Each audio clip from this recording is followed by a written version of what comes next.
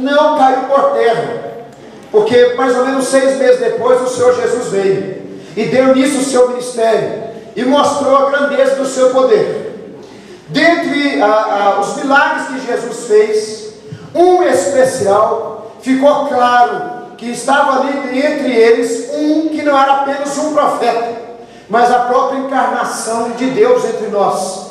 E foi quando Jesus andou sobre o mar, superando, estando acima de todas as leis da natureza, ele caminhando tranquilamente sobre o mar. Ali no mar Jesus fez a sua passarela. Passarela é um lugar onde se desfila. Passarela é um lugar onde se mostra a beleza de alguma coisa. No mar Jesus mostrou a beleza da sua glória, e nós ficamos sabendo e cada vez mais convictos que Ele é Deus e que é cheio de poder. Marcos capítulo 6, verso 45 vai nos falar sobre isso. Olha que interessante, nós vamos terminar essa mensagem dando continuidade então à nossa série de exposições do Evangelho segundo Marcos.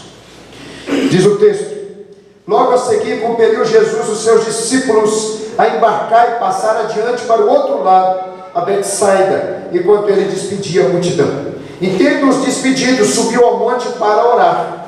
Ao cair da tarde, estava o barco no meio do mar, mais ou menos 6 quilômetros, e subiu para o barco para estar com eles, e o vento cessou. Ficaram entre si atônitos, porque não haviam compreendido o milagre dos pães, antes o seu coração estava endurecido. Queridos, na última mensagem que eu compartilhei com vocês nesse texto, que foi no Dia das Mães, eu disse que quando Jesus caminha sobre o mar, e os discípulos testemunham esse caminhar de Jesus, esse andar de Jesus sobre o mar, os discípulos estavam vendo ao vivo o cumprimento de muitas revelações do Senhor que estavam ali contidas no Antigo Testamento. Essas revelações são, por exemplo, livro de Jó, capítulo 9, verso 8, que quem sozinho estende os céus e anda sobre os altos do mar? Jó perguntando e questionando, e ele fala exatamente que somente Deus poderia fazer isso. Mesmo livro de Jó, livro do sofredor, capítulo 38, verso 16: acaso entraste nos mananciais do mar, ou percorreste o mais profundo do abismo, lá naquela parte mais profunda do mar, que até hoje toda a tecnologia ainda é desconhecida. Salmo 77, verso 19, fala assim: pelo mar foi o teu caminho, e as tuas veredas pelas grandes águas, e não se descobrem os teus vestígios.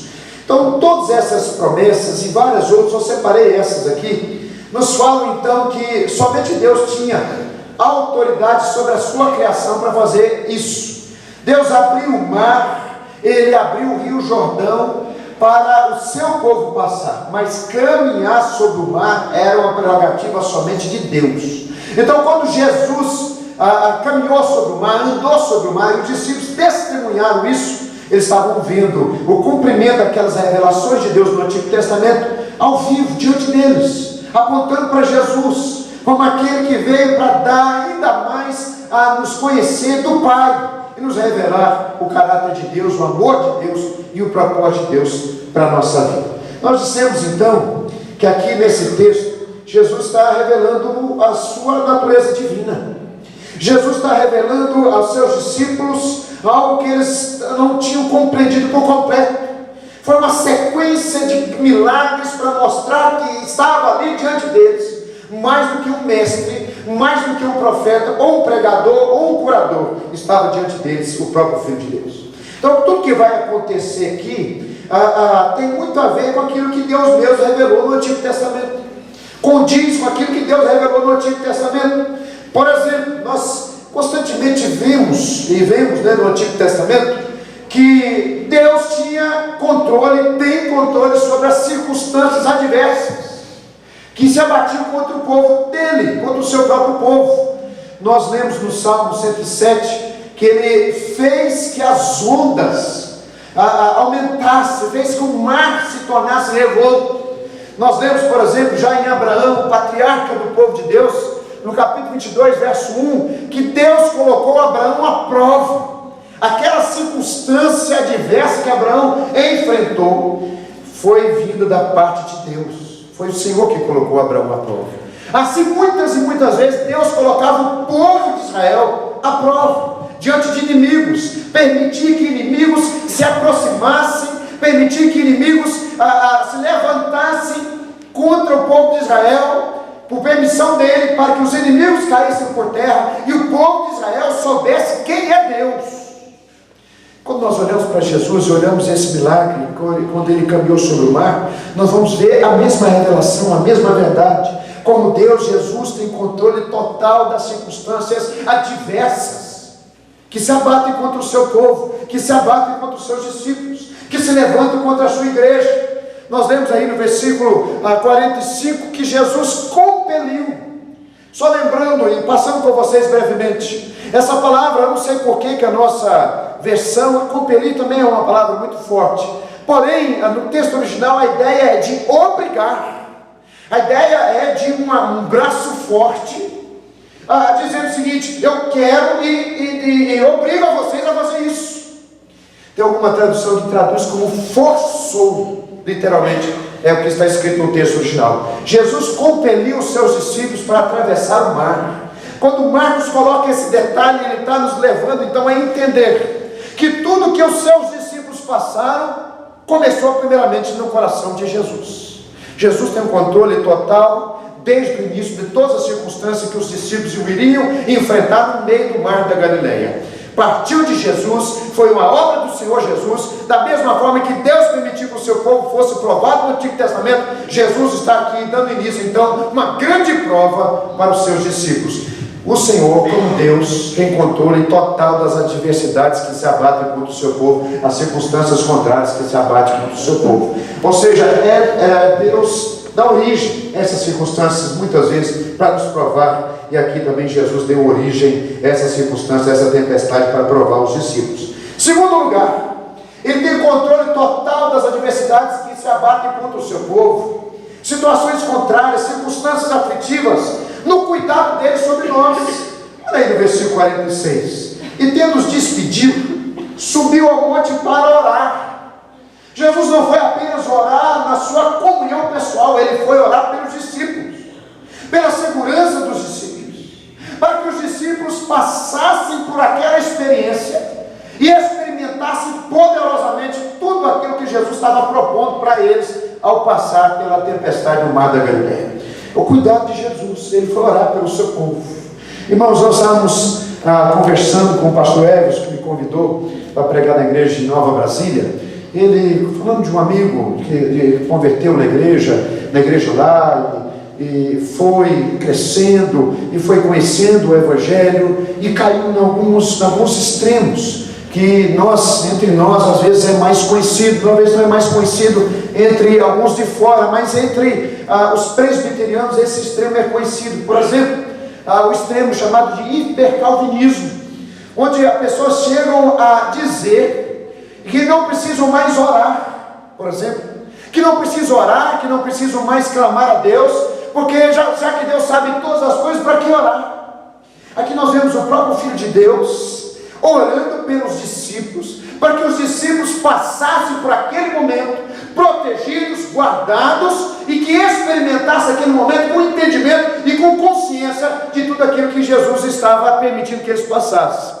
Esses extremos são extremos que algumas pessoas caem, mas que nós não vemos em Jesus. Olhe para Jesus e você vai entender como nós devemos agir diante de certas circunstâncias. Olhe para Jesus e você vai entender como Deus age em certas circunstâncias, porque Jesus é Deus homem.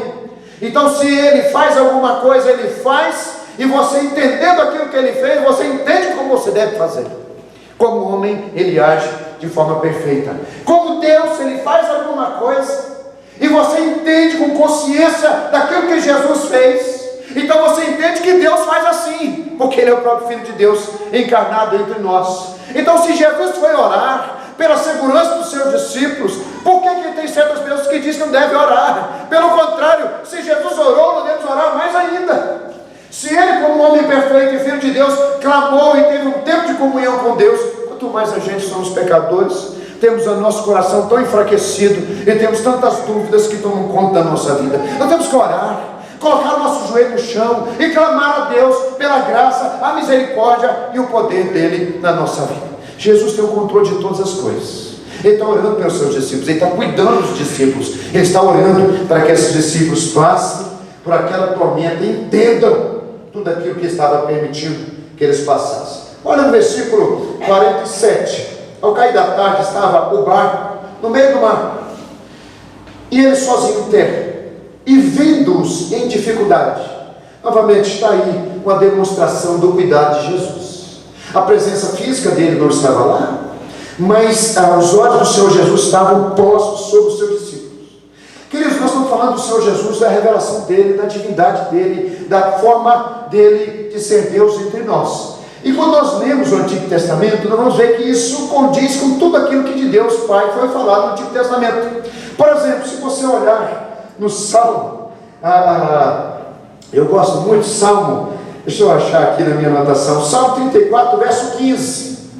Os olhos do Senhor repousam sobre os justos, e os seus ouvidos estão abertos ao seu clamor. Quando diz o texto que Jesus, ele via, na noite, no cair da tarde, no começo da noite, vendo-os em dificuldade a remar, o que está se cumprindo diante de nós, é isso que foi falado acerca de Deus no Antigo Testamento, que os seus olhos repousam sobre os justos, sobre o seu povo. O Senhor cuida de nós, o Senhor Jesus cuida da nossa vida, e os seus ouvidos estão abertos ao seu clamor. Você acha que os discípulos não clamaram ali naquele momento? Você acha que os discípulos não pediram o socorro do Senhor naquele momento? E o mais interessante, se você tem condições e vendo-os em dificuldade, essa expressão que no texto original é muito forte, é uma expressão que quer dizer sendo chicoteados de todos os lados pelas ondas. De novo, eu não sei porque que a nossa versão traduziu como somente dificuldade, porque o texto não fala somente de dificuldade, fala de uma aflição, fala de uma tempestade, fala de aperto, fala de medo, fala de perigo. Mas Jesus estava ali e vendo eles. Isso é demonstração do cuidado do Senhor Jesus. Os seus olhos estão sobre os justos, sobre o povo de Deus, sobre a igreja. O Senhor Jesus jamais abandona o seu povo. O Senhor Jesus jamais descuida do seu povo. Nós podemos estar em meio às tempestades, podemos estar em meio às circunstâncias de tamanha aflição, mas podemos ter certeza que o Senhor Jesus nos olha e cuida de nós. Guarda isso no seu coração. Até aqui nós falamos, então, no dia das mães. Eu queria continuar aqui dizendo para vocês o que esse texto diz. O Senhor Jesus, ele cuida de nós também em seu poder. O poder do Senhor é para ser manifestado em favor do seu povo. Isso que nós chamamos em teologia da providência especial de Deus. Deus cuida de toda a criação, mas de forma especial o seu poder está sempre sendo liberado em favor do seu povo, de forma especial, para que o seu povo seja liberto, para que o seu povo seja livrado de todas as circunstâncias que podem impedir o caminhar do seu povo aqui nessa terra. Diz o texto então que no momento de maior aflição, quando o barco estava sendo chicoteado pelas ondas de todos os lados, Jesus veio caminhando sobre as águas. Eu disse para vocês, só mencionei com vocês, que quando Marcos escreveu esse texto, ele usou uma palavrinha muito interessante, que é essa palavra aqui, olha, girar, dar voltas. Jesus não estava ali, naquele momento, se segurando nas ondas. Pelo contrário, ele tinha total domínio sobre a tempestade. Ele caminhava, ele andava, ele dava as voltas. Os discípulos que não perceberam. Só no momento que quando eles perceberam, e eles perceberam de uma forma assim um pouco obscura, eles acharam que era um fantasma. Mas Jesus estava passeando na tempestade. Literalmente é passear, é dar voltas, que é a palavra que o Marcos usa. Passear na tormenta. Vocês estão conseguindo entender o que está sendo mostrado aqui para vocês? É que a tormenta pode ser grande para nós, mas a tormenta não é grande para Jesus. Louvado seja Deus. A tempestade é ameaçadora para nós, mas Jesus olha a tempestade e caminha e passeia sobre ela. Não há tempestade, não há aflição, não há nada que se levante contra o Senhor que seja maior do que o seu poder. O cuidado de Deus também envolve o poder dele sobre a igreja. Jesus então aparece, e diz o texto, agora, de uma forma assim, que só Marcos usa. Sabe por quê? Vou repetir com vocês. Marcos, ele tem, só Marcos tem esse detalhe, porque Marcos foi o evangelho escrito com a companhia do apóstolo Pedro. O apóstolo Pedro, no texto de Mateus, ele caminha sobre o mar. Então Pedro dá um detalhe para Marcos que os outros evangelhos não têm. Olha no finalzinho do verso 48, diz o texto que queria passar ali a dianteira. Primeiro Jesus passeava sobre o mar, demonstrando o seu poder literalmente. Quando os discípulos perceberam que Jesus já estava próximo, Jesus já estava passando do barco. Aí a gente já fica assim, e queria tomar-lhes a dianteira. Já que ele estava passeando tranquilamente, os discípulos não perceberam, ele estava tipo assim, isso aqui é manifestação de graça, porque ele estava ali para chamar a atenção dos discípulos. Estava lendo um comentarista, e o comentarista diz isso de uma forma que eu achei fascinante.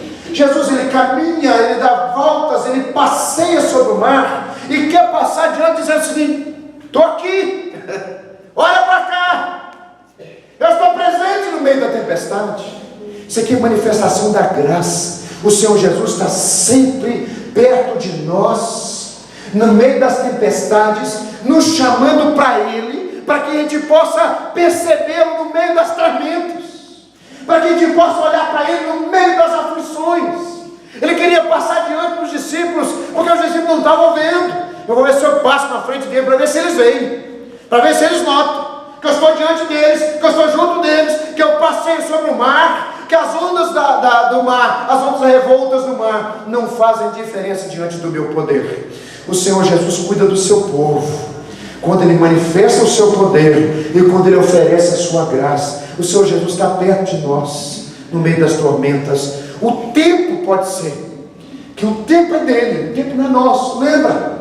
Jesus está sendo revelado aqui como Deus, na sua natureza divina, e como Deus, Ele tem um tempo de agir.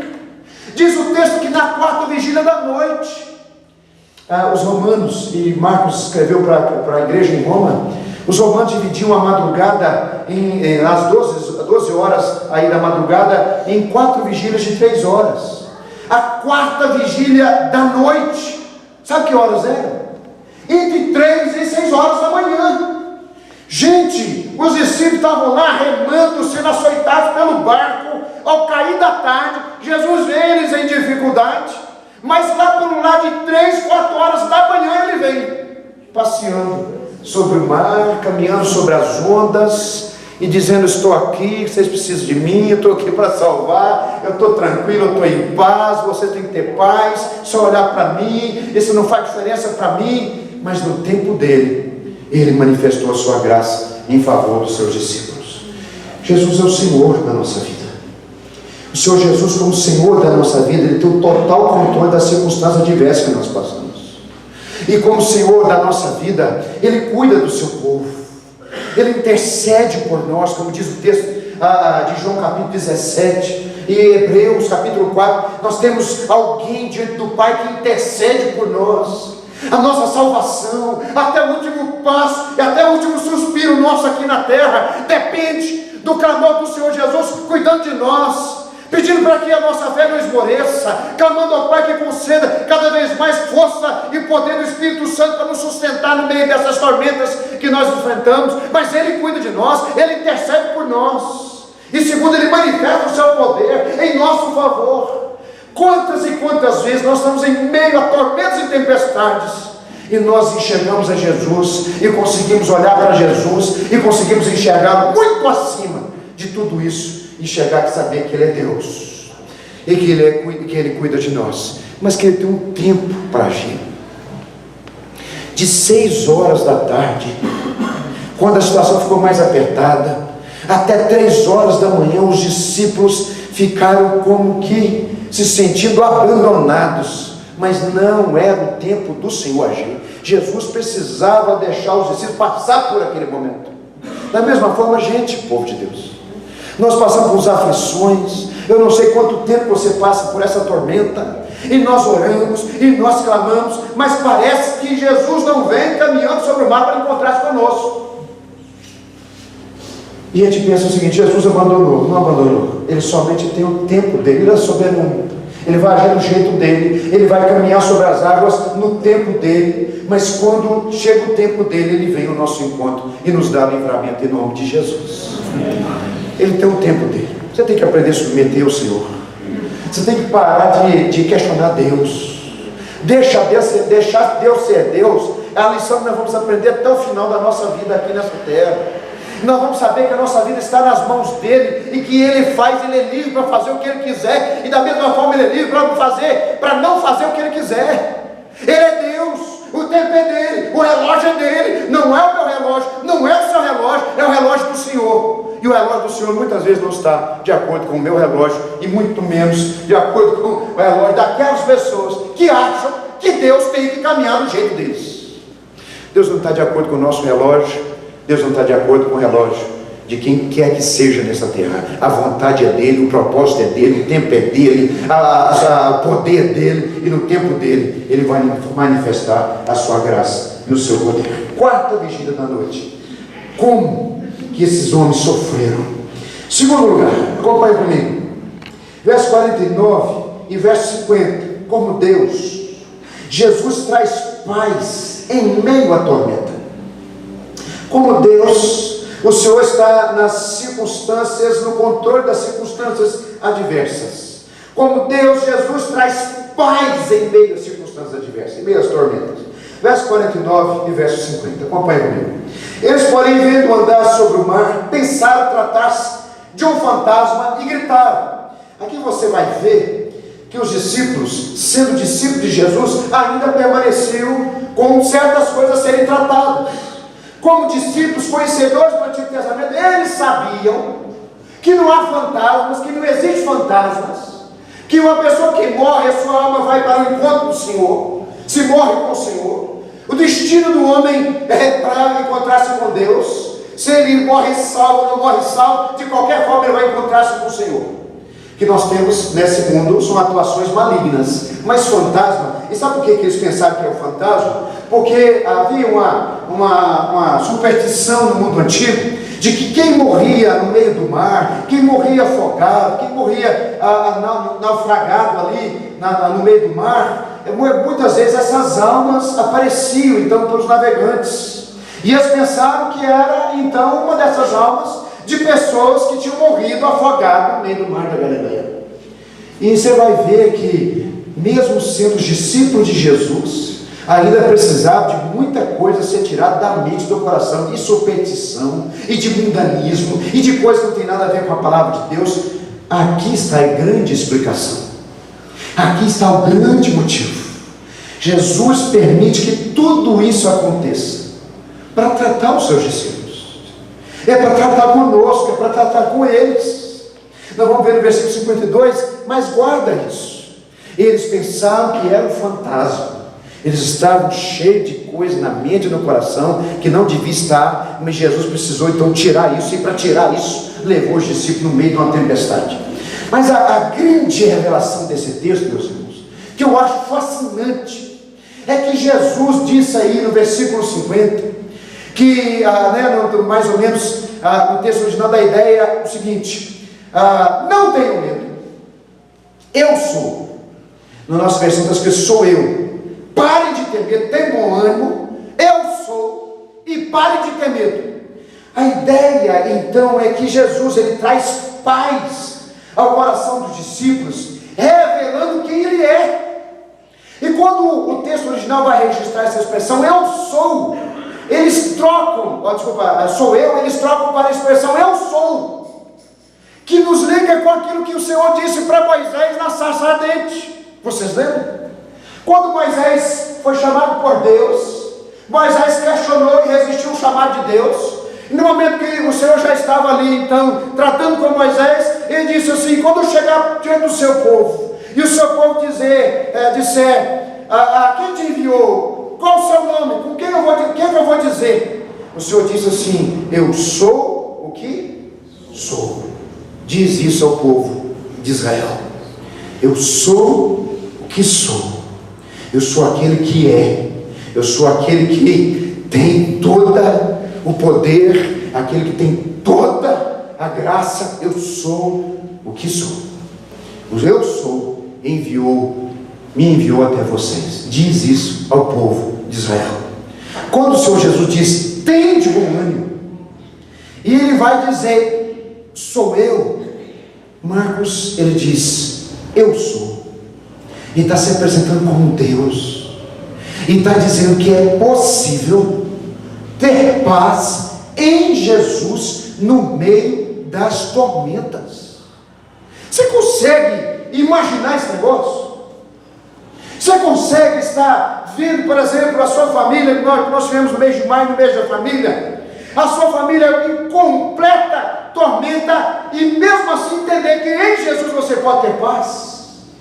Quando nós temos Jesus na nossa vida, no nosso coração, todas as coisas perdem significado, até mesmo as tormentas. As tormentas deixam de ser tormentas, porque a gente pode estar no meio da tormenta e mesmo assim não temer a tormenta, porque Jesus diz, não tem medo, pare de ter medo, tem paz em mim, sou eu que estou chegando, eu que estou entrando no barco, olha para mim, aquieta o coração. É possível ter paz no meio das tormentas que nós enfrentamos. Não é fácil. Você está louvando a Deus com paz no coração, vendo circunstâncias e situações difíceis abatendo contra a sua família, mas é possível louvar o Senhor no meio do vale, louvar o Senhor no meio do furacão, louvar o Senhor no meio das tempestades. É possível ter paz em Deus no meio das tormentas. Agora olha aqui para mim, gente, é o conhecimento do Senhor, conhecimento de quem é Jesus, da sua pessoa, das suas promessas e do seu poder, é que nos vai capacitar a enfrentar as tormentas que nós enfrentamos.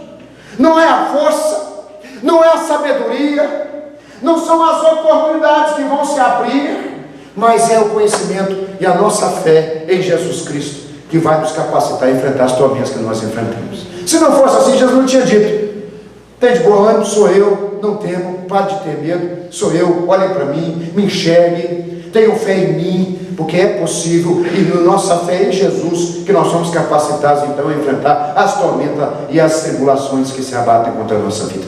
Estava compartilhando com a igreja lá de Nova Brasília, e falando sobre a vida de Moisés. Moisés foi colocado ali em Hebreus capítulo 11, que nós conhecemos como a galeria dos heróis da fé. Ele foi colocado ali para ajudar um povo sofrendo.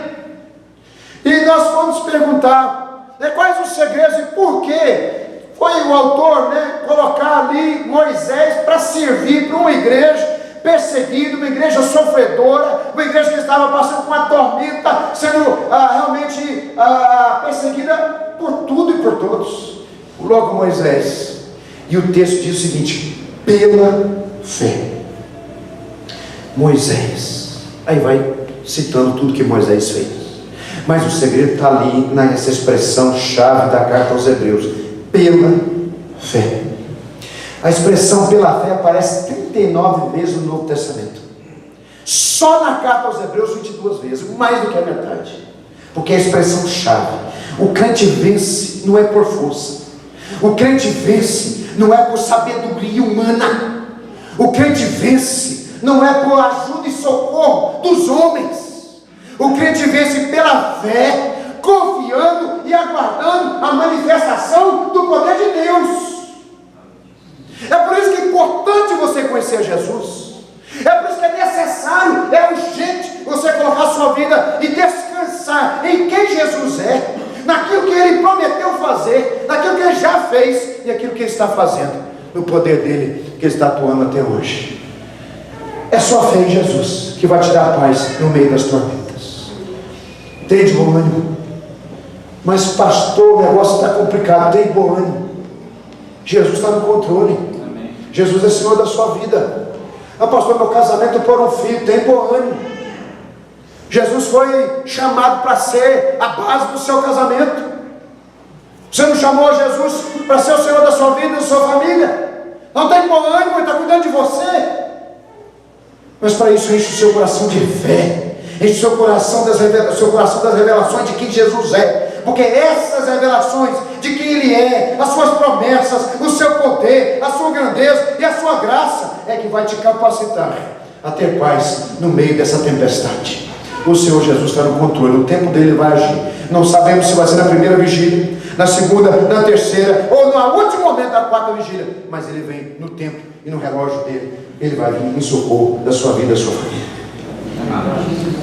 É possível ter paz no meio das tormentas. Não é fácil, mas é possível. Último, olha aqui comigo, gente, que coisa maravilhosa, os versículos finais desse texto. Como Deus, Jesus está no controle das circunstâncias diversas que se abatem contra o seu povo. Versículo 45 ao versículo 48.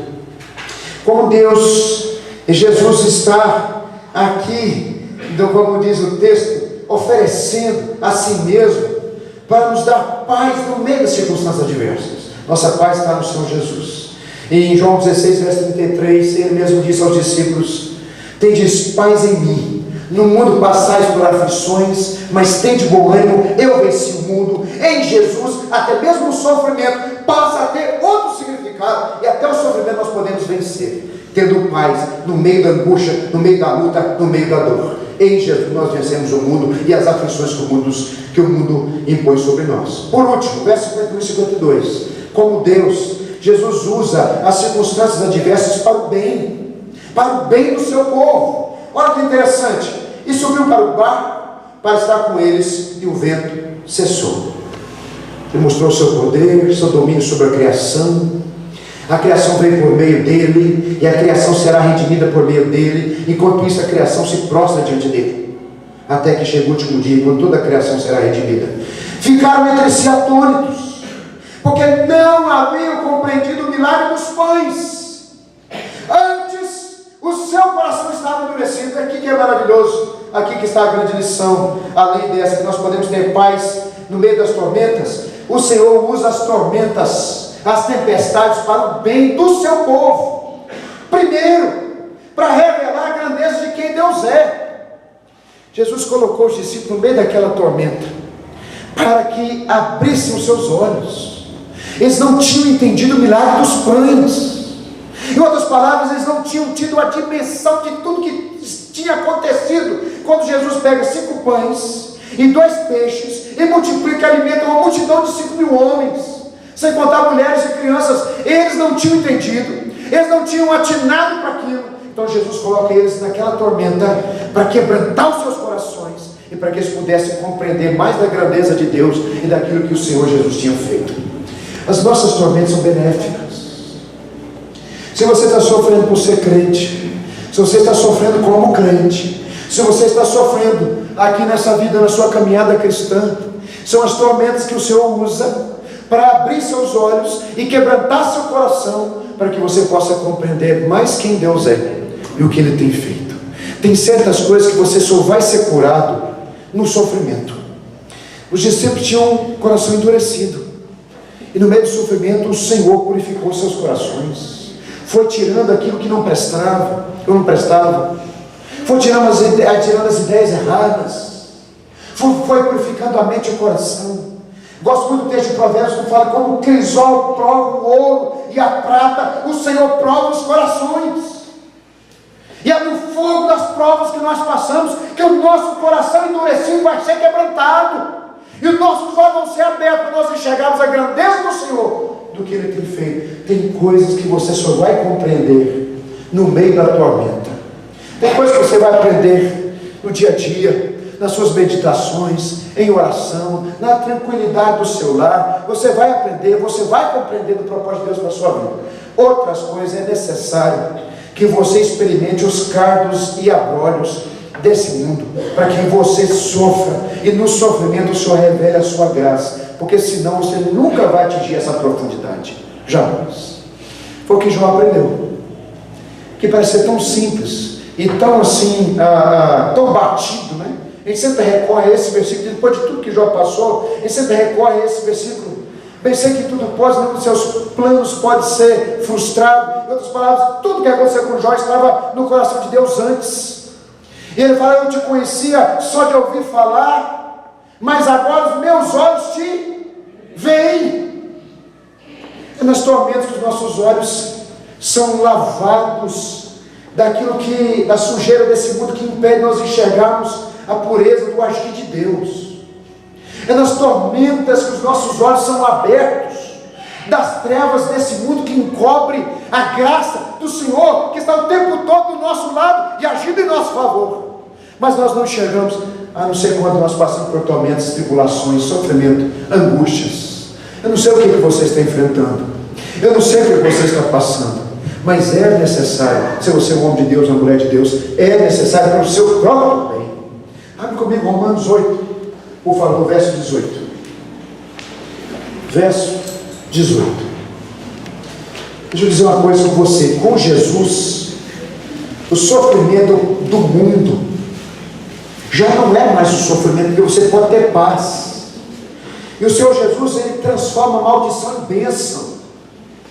Quantos de nós estão sofrendo por circunstâncias, situações desse mundo, mas também tem que ter certeza, essa convicção no nosso coração, que com Jesus, o próprio Senhor Jesus pode transformar essa maldição em bênção, esse sofrimento em glória, essa angústia em alegria, essa derrota, aparente derrota em vitória, porque no sofrimento o bem do Senhor é feito na nossa vida. Olha aqui, Romanos 8, verso 18. Nós gostamos muito de ler o versículo 28, e quando diz todas as coisas, nós sabemos que todas as coisas cooperam para o bem daqueles que amam a Deus, mas nós esquecemos do verso 18.